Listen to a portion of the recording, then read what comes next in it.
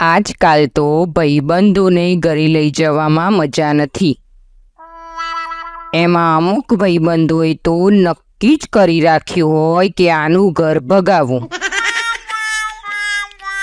એમાંનો એક ભાઈબંધ કાલે મારા ઘરે આવ્યો. આવીને બેઠો અને ઘરમાં રૂમમાં રમતા છોકરાને જોઈને બોલ્યો, અસલ તારા જેવો છે. એમાં નાક તો કમ્પ્લીટ તારા જેવું છે. અને કલર તો બેઠો તારો આવ્યો છે. મેં કીધું, મૂંગો મોર બાજુવાળીનો છે, મારો નથી.